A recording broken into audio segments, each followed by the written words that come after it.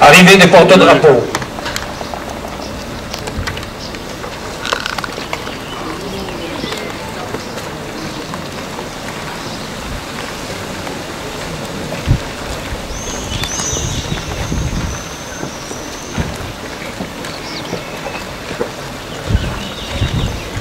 Repos pour les porte-drapeaux.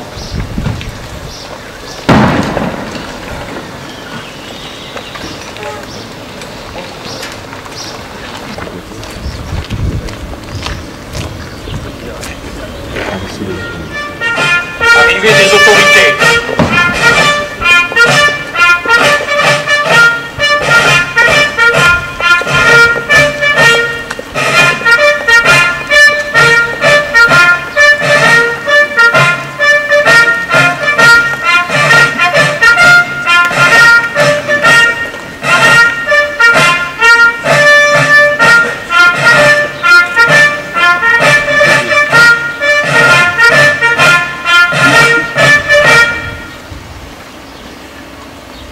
Cérémonie des couleurs.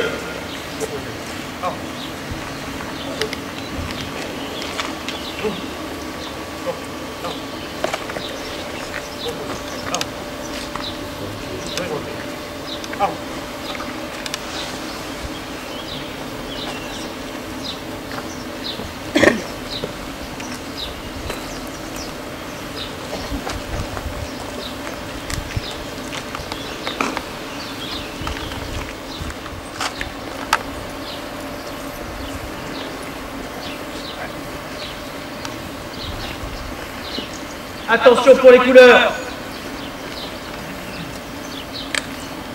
Envoyez.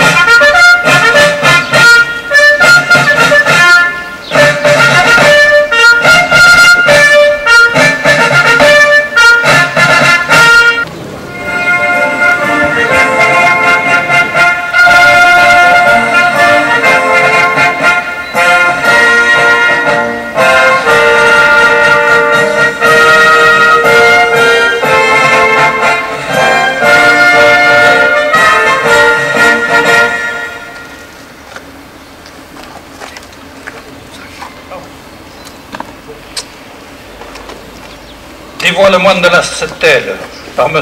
Denis Connu, préfet de Lot-et-Garonne, accompagné de M. Victor et de M. Chantre, qui faisait partie du sinistre convoi.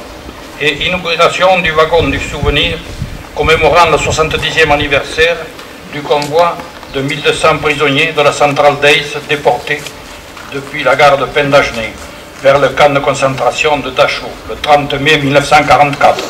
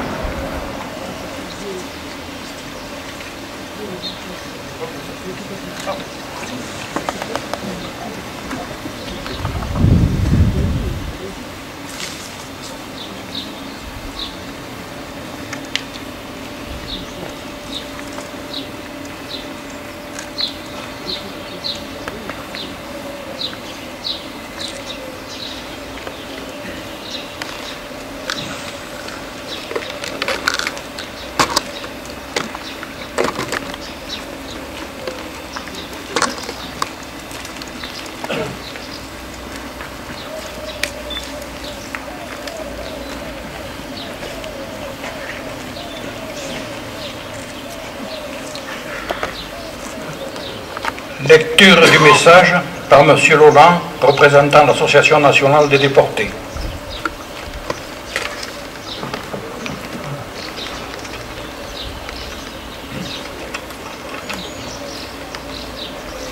Monsieur le préfet, monsieur le député, monsieur le président du conseil général, monsieur le maire, monsieur le responsable de l'ANACRE et des autres associations, mesdames et messieurs, au nom de l'Association nationale pour la mémoire des résistants et patriotes emprisonnés à Aix et de son président Jules Bloch, qui a des difficultés pour se déplacer, je tiens à remercier le comité de l'ANACRE de Pennes-d'Agenais d'avoir installé ce wagon du souvenir, symbole fort de la déportation vers les camps de concentration nazis des 1200 Aixois,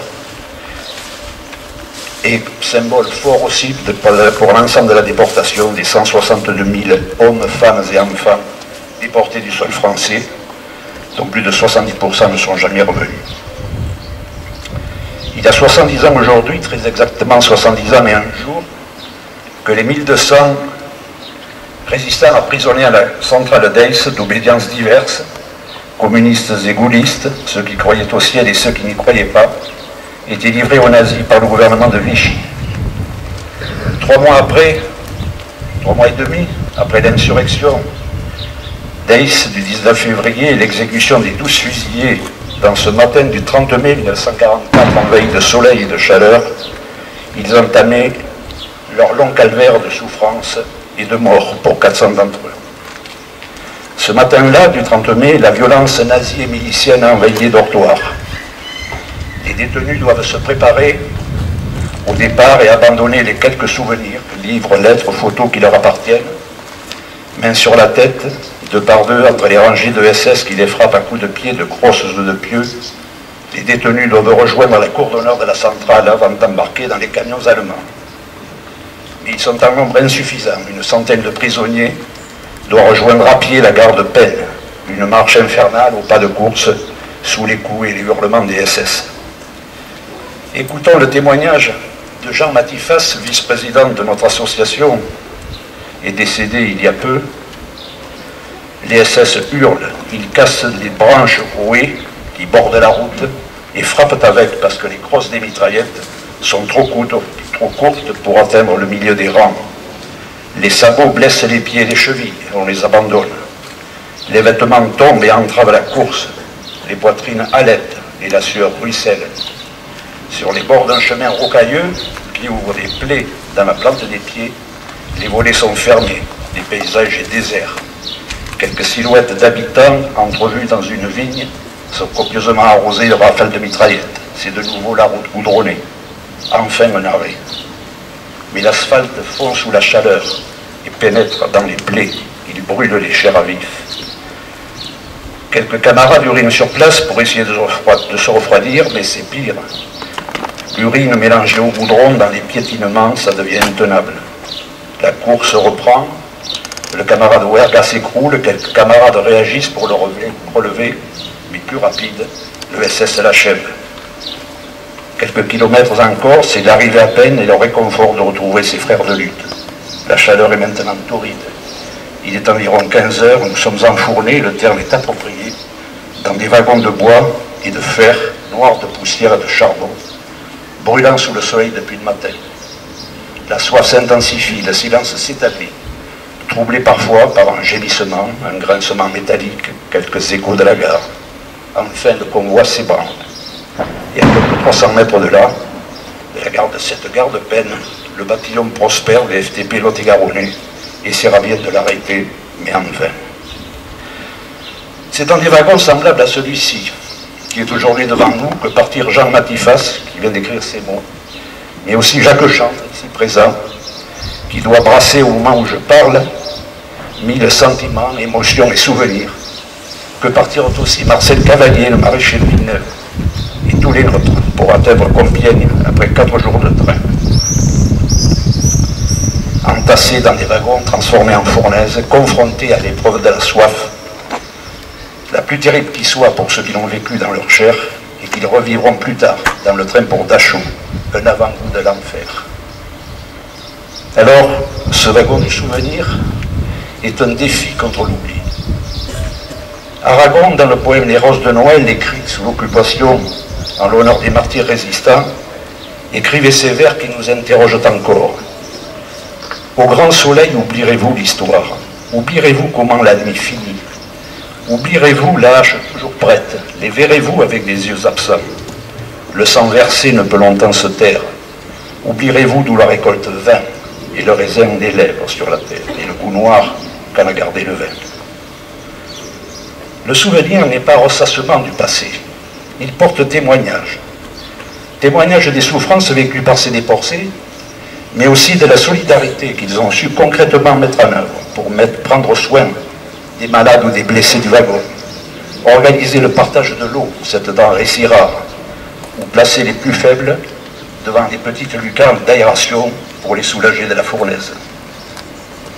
Le souvenir, c'est ce qui revient à l'esprit des expériences passées, non pour s'en glorifier, mais pour en tirer des leçons d'avenir. Aujourd'hui, alors que grandit en France et en Europe une idéologie dangereuse qui distille la peur de l'étranger, de celui qui est différent, se souvenir que le premier mort de la déportation d'Eis est un étranger, Ángel Huerca, républicain espagnol, mort assassiné par un SS sur la route française de Penne, est une leçon d'avenir. Se souvenir que parmi ces 1200 résistants issois, il y avait quelques Polonais, Autrichiens, Allemands, Belges, Roumains, Hollandais, Italiens, Espagnols, témoigne que l'Europe des consciences, des résistances, des solidarités, de la liberté préexistait à celle des marchés. Les témoins directs de la résistance et de la déportation deviennent de plus en plus rares. Il faut nous préserver de l'oubli. L'historien Jean-Paul Scott soulignait récemment: la Seconde Guerre mondiale luttait contre les fascismes en général et le nazisme en particulier, c'est-à-dire une conception du monde antidémocratique. Il y a une volonté très nette d'effacer le souvenir de cette lutte. Et il relevait combien les mouvements anti-européens d'extrême droite qui se présentent devant les électeurs sont fondamentalement antidémocratiques. Souvenons-nous que la crise des années 30 a nourri le fascisme et le nazisme. Et comprenons que la crise économique et sociale actuelle, les richesses obscènes, les inégalités aggravées, la pauvreté, la précarité, le chômage massif, les injustices, nourrissent l'extrême droite, le racisme, l'antisémitisme et la xénophobie dans nos villes et nos villages, en France et en Europe. Dans ce travail de mémoire, l'installation de ce wagon du souvenir est un acte important.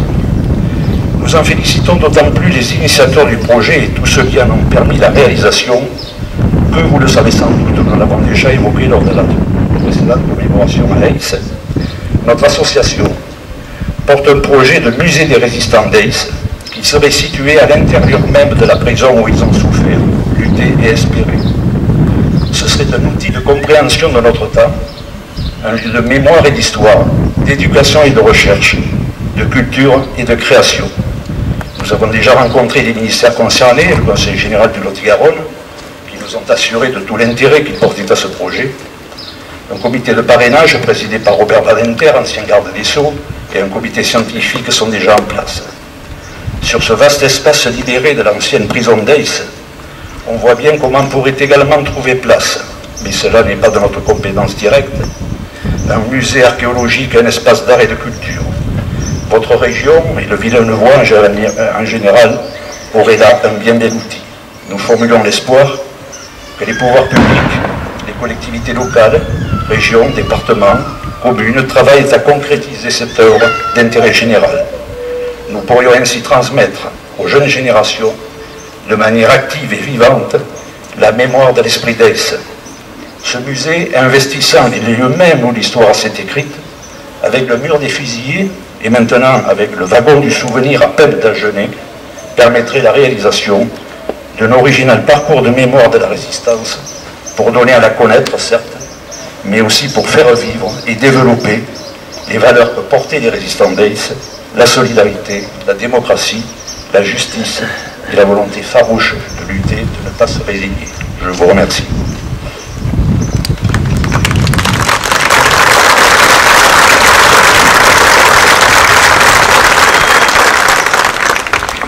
Monsieur Labordette.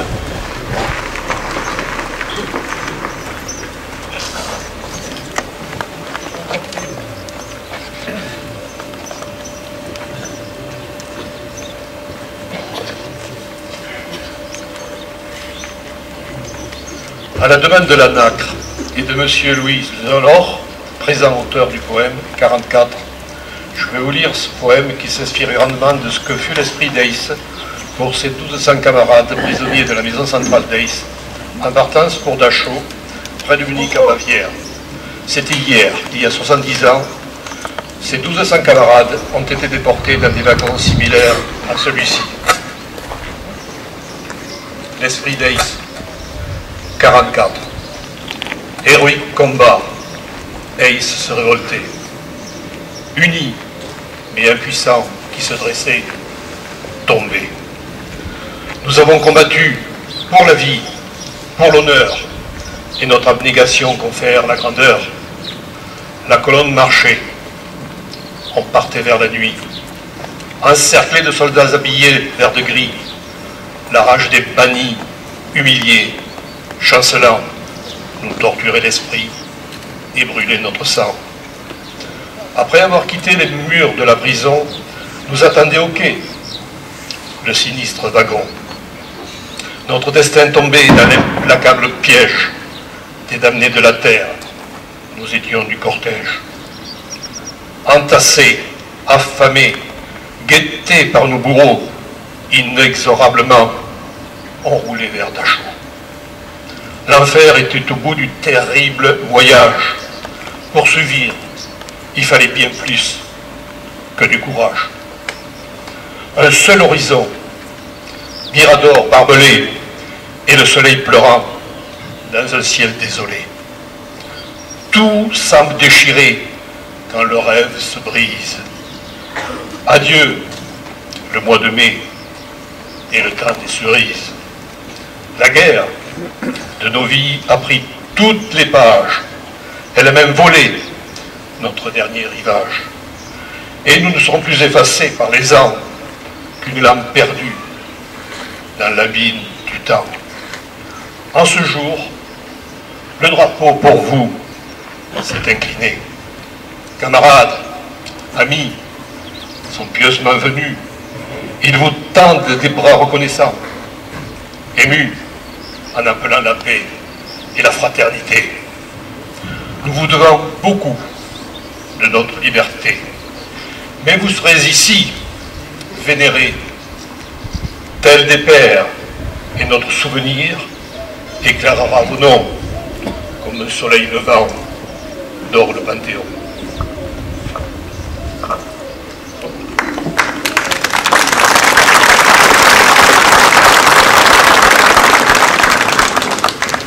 Le chant des marées.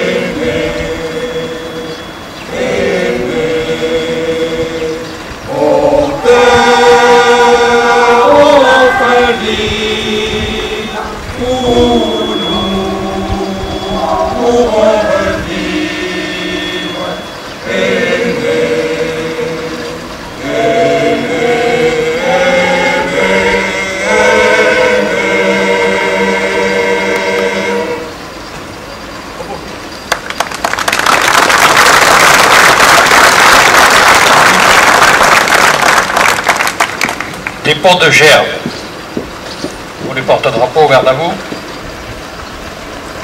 Madame Maleka, directrice du centre de l'Estrin Fabier.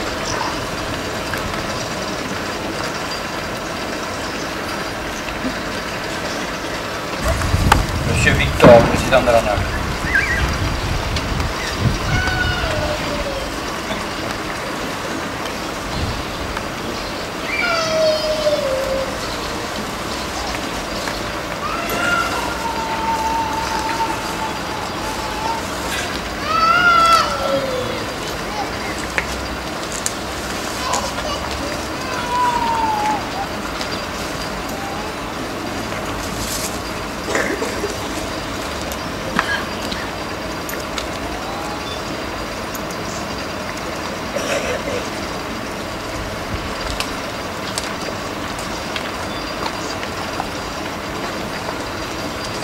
Monsieur Devilliers, maire de Pendagenet.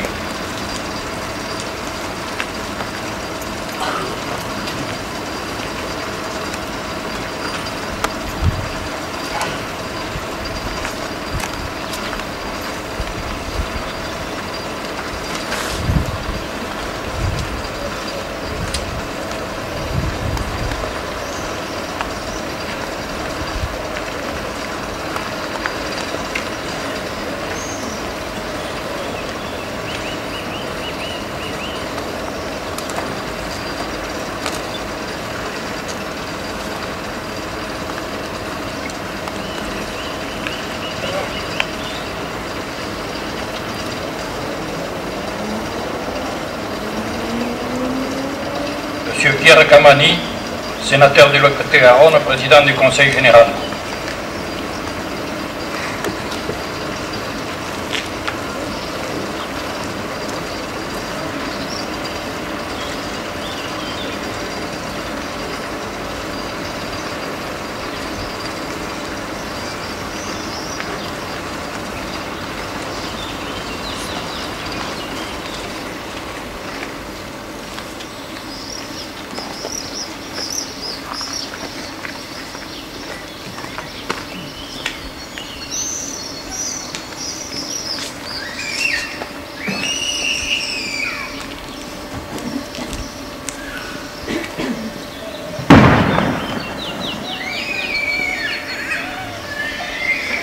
Monsieur Denis Connu, préfet du Lot-et-Garonne.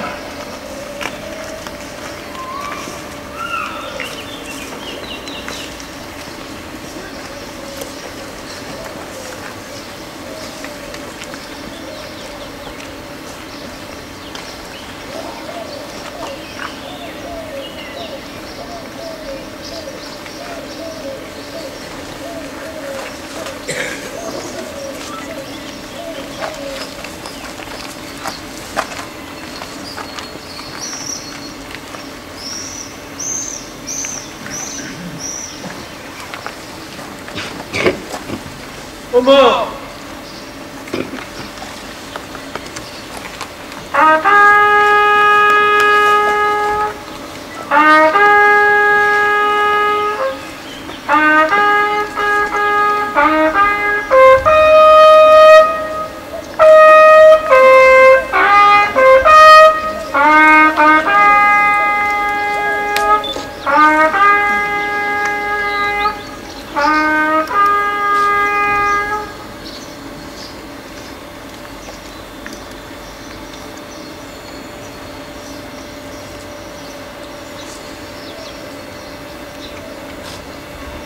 La Marseillaise.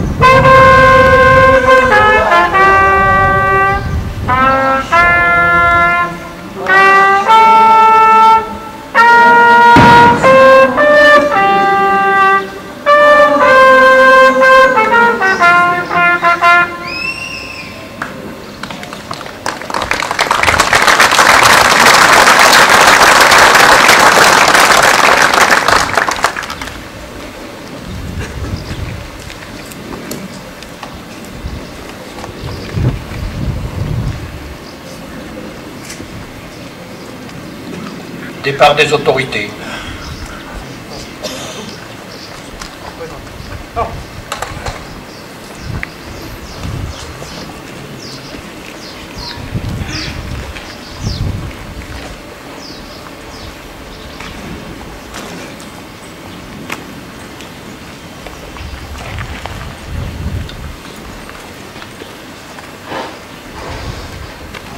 Les autorités vont saluer les porte-drapeaux. Repos pour les porte-drapeaux.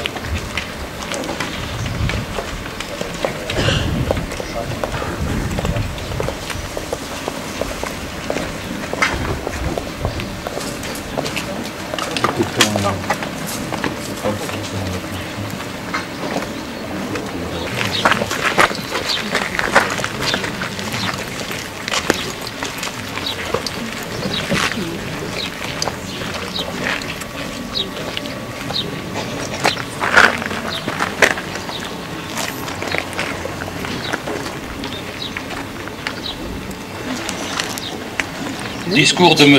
Devilliers, maire de Penn-Nagenais.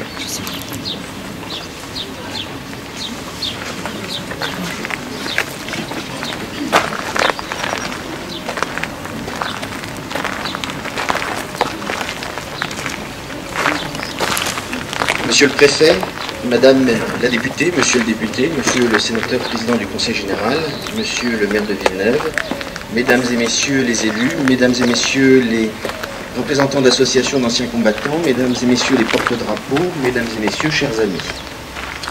Si aujourd'hui j'ai l'honneur de parler à cette tribune, c'est en tant que maire de Penn.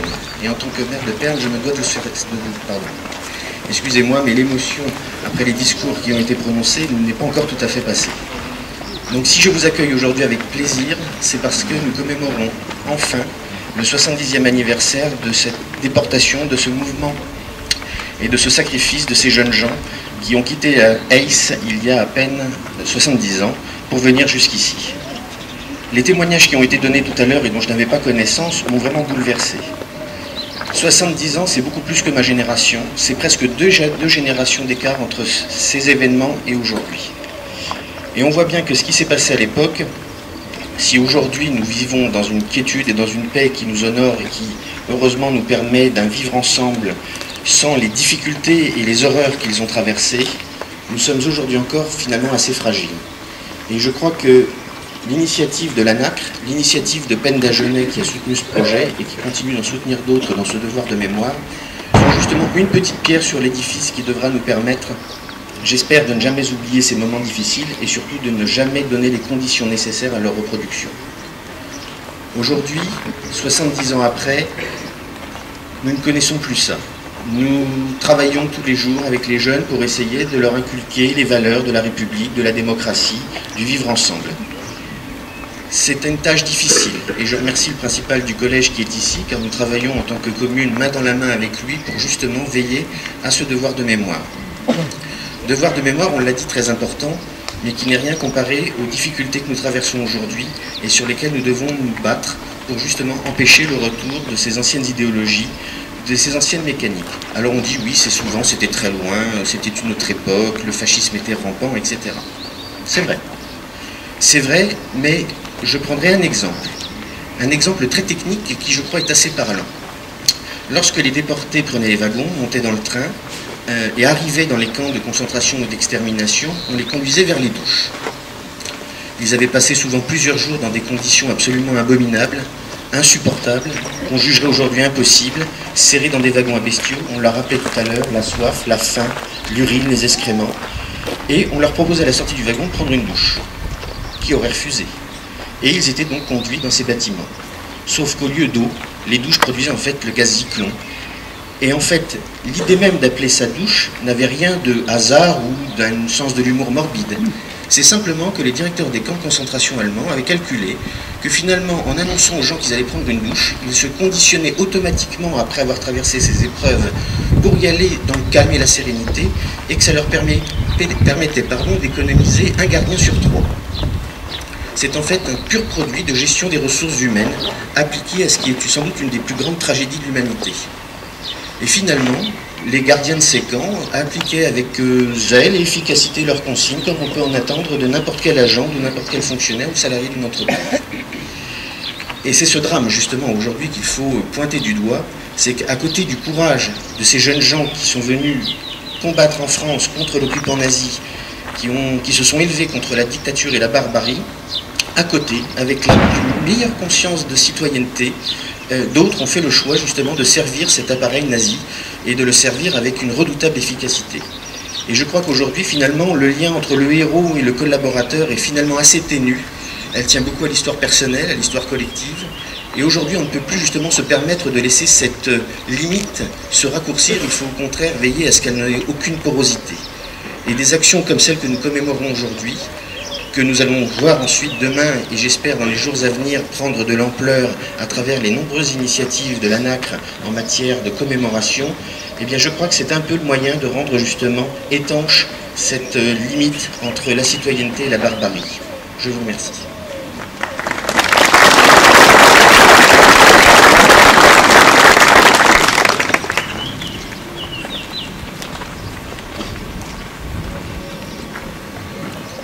Monsieur Victor, président cantonal de l'ANACRE.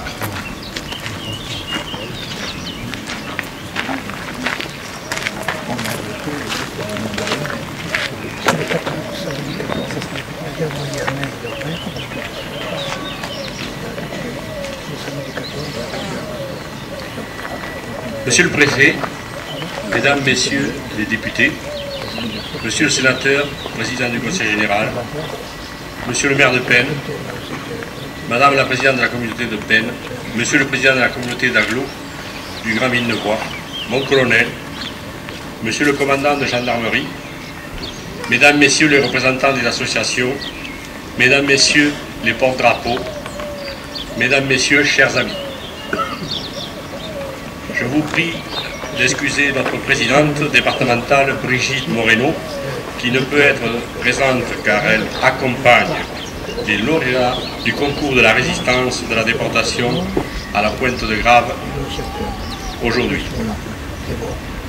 Il y a eu 70 ans hier que les wagons semblables emportaient 1200 patriotes prisonniers de la centrale d'Eysse vers le camp de concentration de Dachau. C'est un grand honneur qui m'est fait aujourd'hui de pouvoir inaugurer ce mémorial. C'est un événement historique pour notre département. Ceci n'a été possible qu'avec la générosité de tous, celles et ceux qui ont participé à la réalisation. Du financement des adhérents de l'ANAC, des particuliers, des associations, du Conseil général et des collectivités. Aux bénévoles qui ont travaillé, notamment les artisans Michel, Serge, Patrice, Philippe et nos adhérents et amis Francine, Marie-Hélène, Anne-Marie, Jean-Michel, Jean-Louis, Jean-Claude, Didier, Jérôme, à nos sculpteurs poètes, Louis-Laure, un acte de peine les remercie chaleureusement. Depuis plusieurs années, avec mes amis de l'ANAC de peine, c'est une petite plaque devant la gare que nous honorions. Chaque année, le 29 avril, vous semblez bien seul. C'est alors une idée germa, il y a environ 4 ans, lors de la visite du camp de Le Ghana, en Allemagne, où un wagon y était installé. Après de nombreuses recherches auprès de la SNCF, dans les gares de tri de toute la France, c'est finalement notre jeune adhérent, Didier Victor, qui l'a trouvé sur Internet, au fond d'une réserve de chemin de fer touristique en Normandie, entre Le Havre et Étretat. Il a été fabriqué en 1909, dans le nord aux usines Baume-Marpan. Il est donc d'époque. A-t-il servi à la triste besogne des nazis? Nul ne peut le savoir, sauf les archives allemandes. Il a donc 105 ans. Dans les prochains jours, nous y installerons les 4 fenêtres, les barreaux qui avaient été démontés.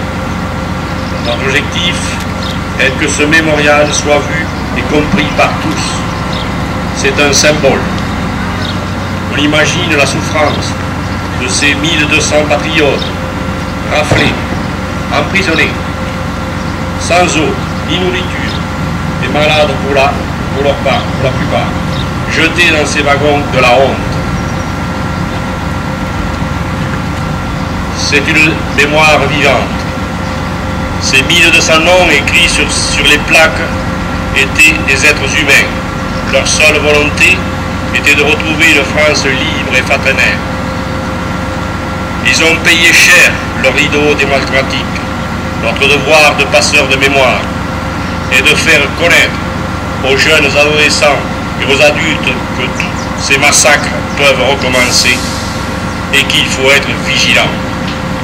Notre wagon est donc installé là, dans ce lieu historique, pour susciter leur curiosité et leur réflexion.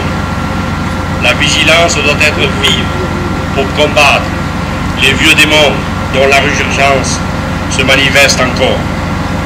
Nous devons faire savoir aujourd'hui, plus que jamais, à la population ainsi qu'aux jeunes générations, ce que fut la résistance, ce que fut la déportation, la torture, les chambres à gaz, les fours crématoires, et ce que fut la collaboration avec l'ennemi, ce que fut la milice aux ordres des nazis. N'a-t-on pas appris qu'un maire nouvellement élu refusait de commémorer le 8 mai et l'année dernière, un autre maire, celui de Hollen, avait interdit le chant des partisans lors de la cérémonie du 18 juillet. En souvenir de ceux qui nous ont honorés aujourd'hui, j'invite toutes les générations à la tolérance, au respect de l'autre, à la générosité, à toutes ces valeurs qui ont fait que nous sommes libres aujourd'hui. Si nous pouvons financièrement, nous espérons aménager l'intérieur de notre wagon, un lieu de mémoire, en relation avec les associations des anciens déportés de la centrale d'Aïs qui voudront bien y participer. La souscription est donc toujours ouverte. Je vous remercie de votre attention. Monsieur Kamani, sénateur, président du Conseil général.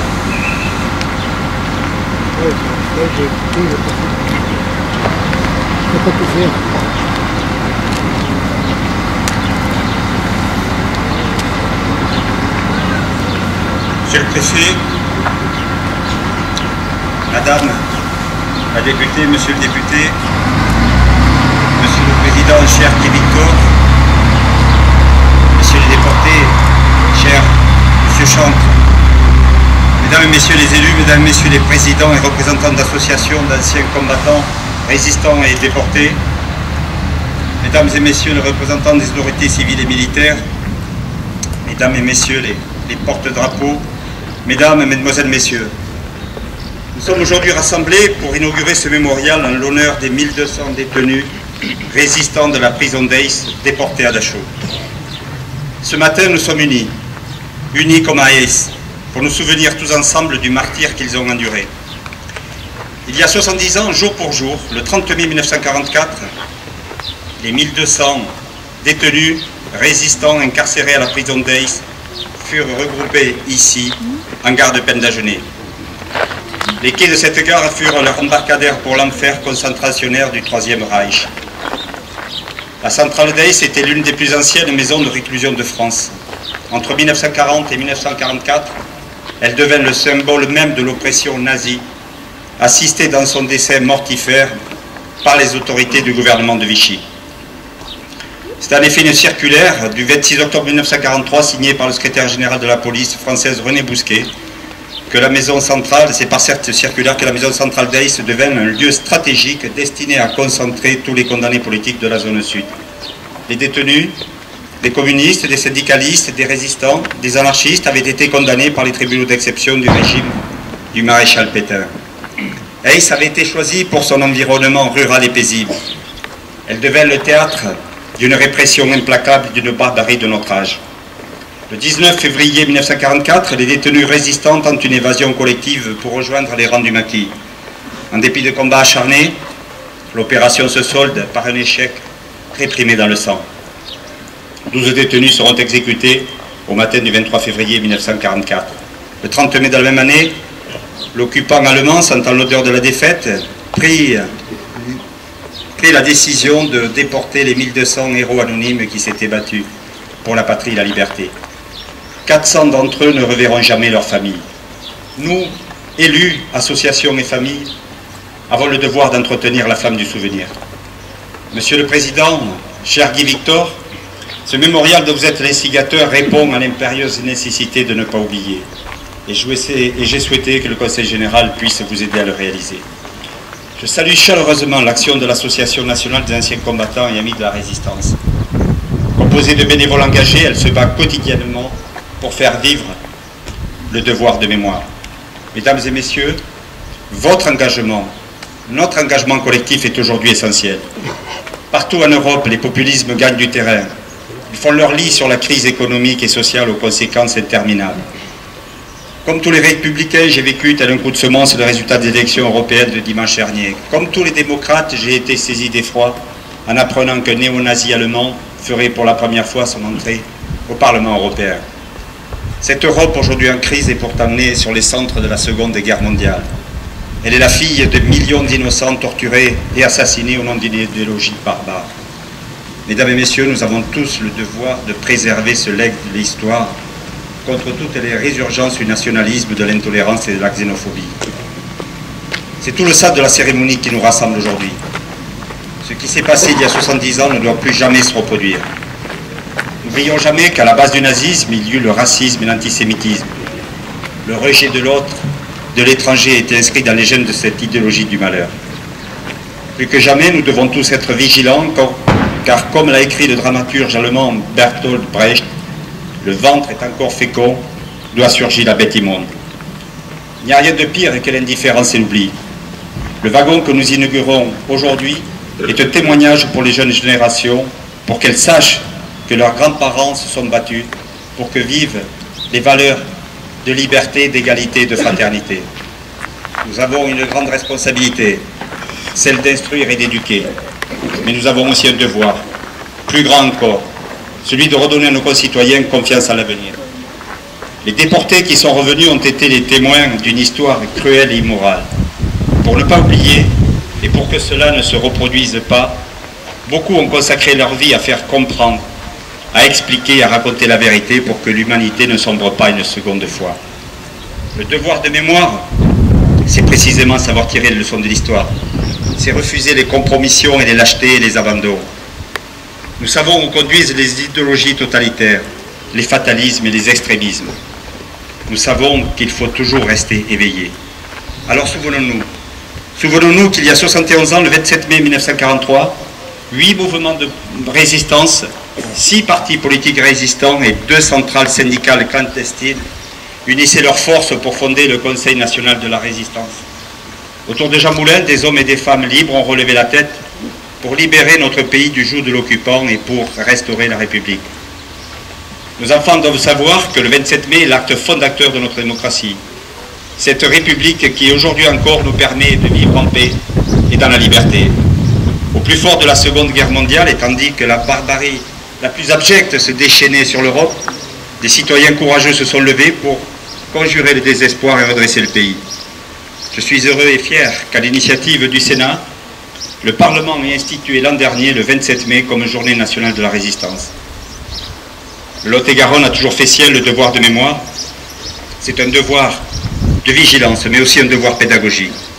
Ce devoir, nous nous devons de l'accomplir avec vous, les associations de déportés, à travers les expositions thématiques que le Conseil général organise régulièrement, avec le concours des archives départementales. À cet égard, le département organisera l'automne prochain une grande exposition qui s'intitulera « Été 1944, la liberté du Lot-et-Garonne » et d'ores et déjà, je vous invite à la découvrir. Avant de conclure, je veux saluer encore une fois le dévouement des associations d'anciens combattants, de victimes de guerre, de résistants et de déportés de Lot-et-Garonne qui accomplissent un travail remarquable, éprouvant et difficile. Au nom du Lot-et-Garonne, je vous exprime toute ma reconnaissance et ma profonde gratitude.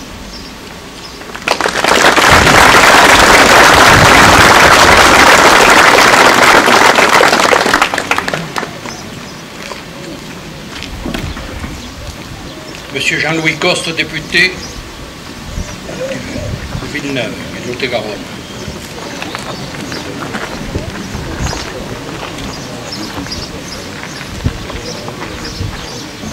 Monsieur le Préfet, Madame la députée, Monsieur le Président du Conseil général, Mesdames, Messieurs, c'est un moment extrêmement émouvant que nous vivons aujourd'hui. Un moment émouvant pour moi tout personnel, parce que mon oncle fait partie de ce triste convoi. Je voudrais, beaucoup de choses ont été dites avec beaucoup d'émotion sur les horribles événements qui sont produits sur ce territoire. Ça a été dit avec beaucoup d'émotion, alors je vais porter mon propos sur d'autres éléments. D'abord, pour remercier tous ceux qui contribuent à ce devoir de mémoire, les représentants de l'ANACRE, les enseignants dans les établissements scolaires, tous les gens qui contribuent à faire passer le message de ce que la France, l'Europe a fait connaître à des êtres humains. Parce que ces événements qui nous amènent à être là aujourd'hui n'ont que 70 ans. Et pourtant 70 ans, c'est tellement loin. C'est tellement loin chez les jeunes. C'est tellement loin pour un certain nombre de Français. Alors oui, je vais vous parler du 25 mai que nous avons vécu il y a quelques jours. Dans ce pays des droits de l'homme, à vous qui venez par vos familles, par vos amis de toute l'Europe, aujourd'hui, la France, par le résultat de la semaine dernière, pour nous, pour moi, au nom de la représentation nationale, est la honte de l'Europe. N'oublions jamais que les nazis sont arrivés au pouvoir par le suffrage universel.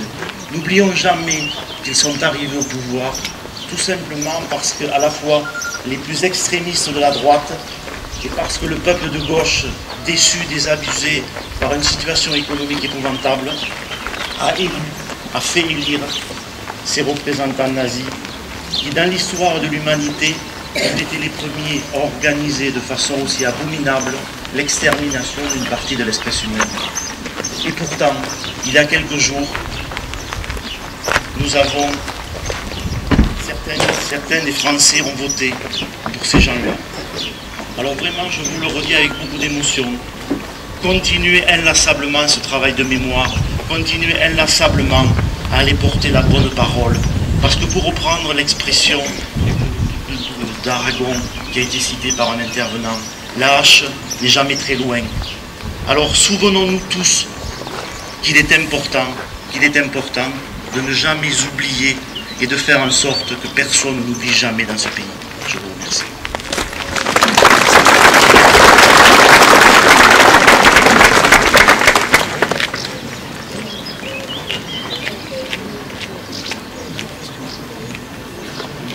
Monsieur Denis Connu, préfet du Lot-et-Garonne.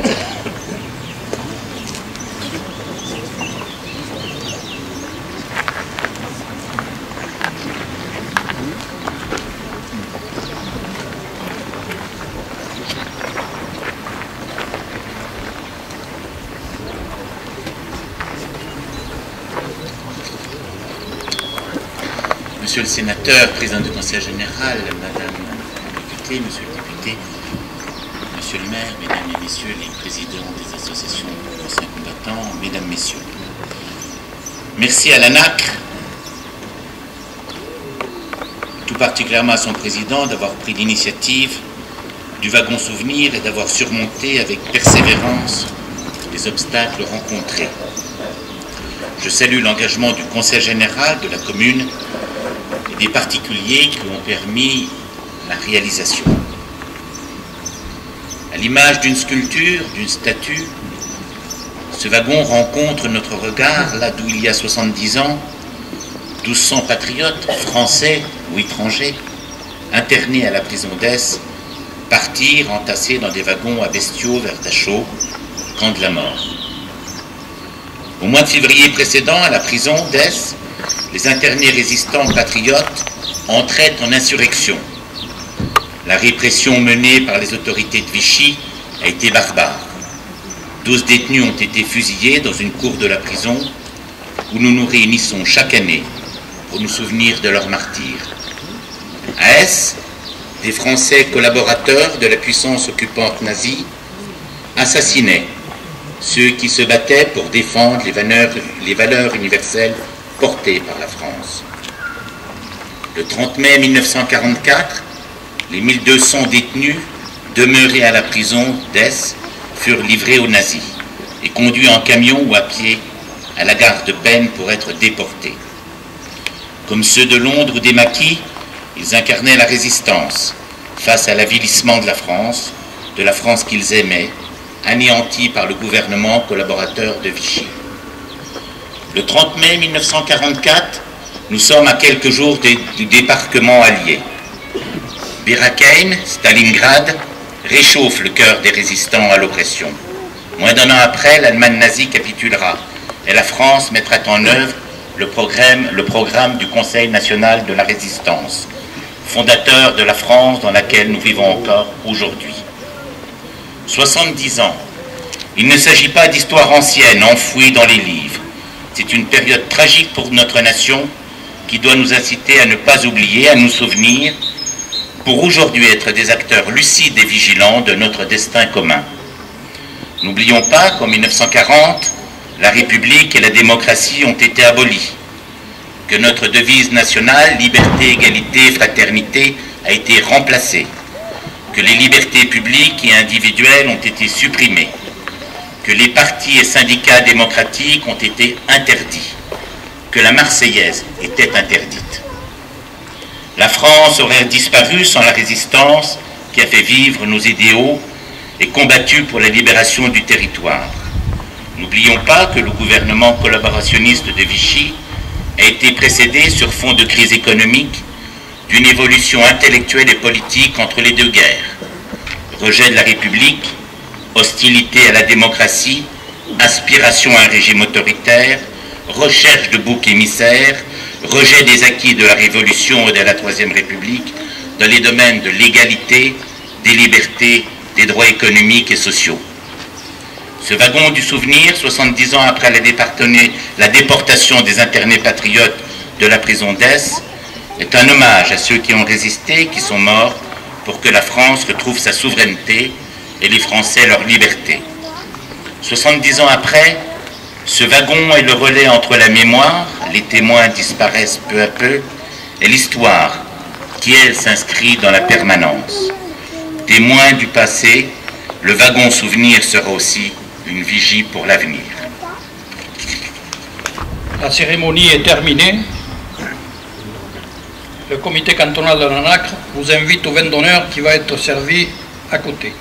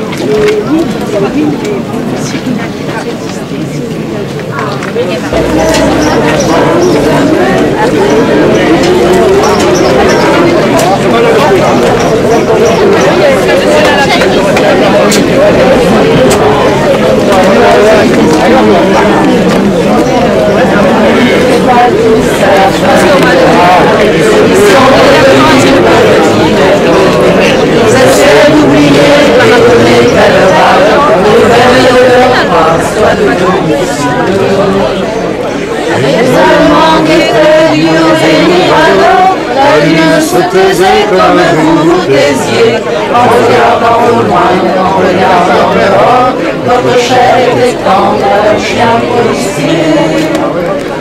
On me dit à présent,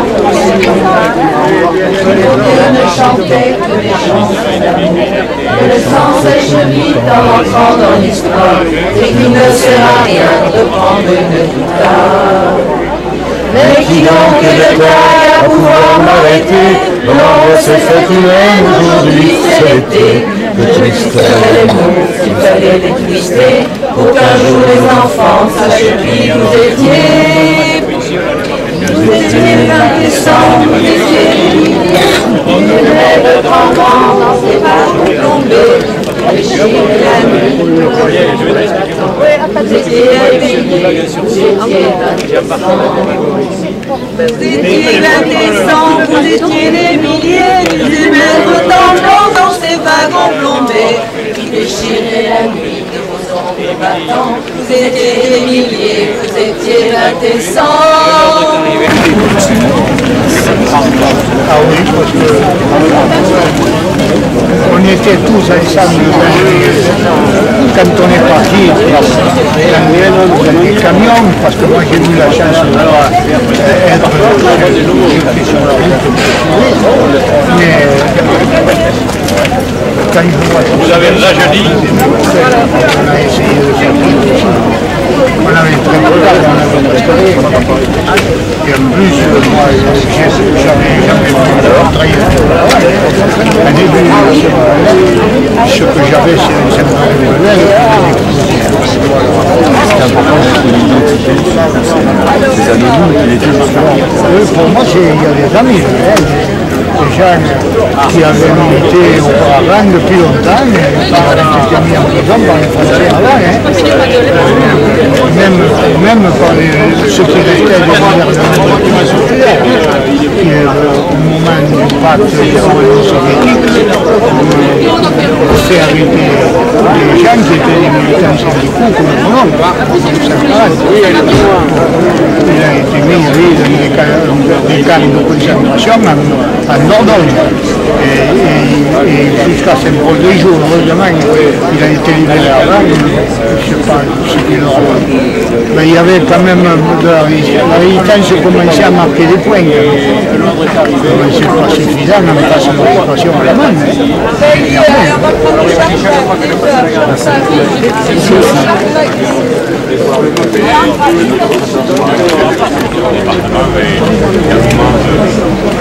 Historique parce que les 1900 sont partis de cette gare d'Achemont. C'est un aboutissement pour ce projet de votre association. Voilà, c'est un aboutissement. Au départ, c'était un projet qui semblait presque irréalisable. Et puis,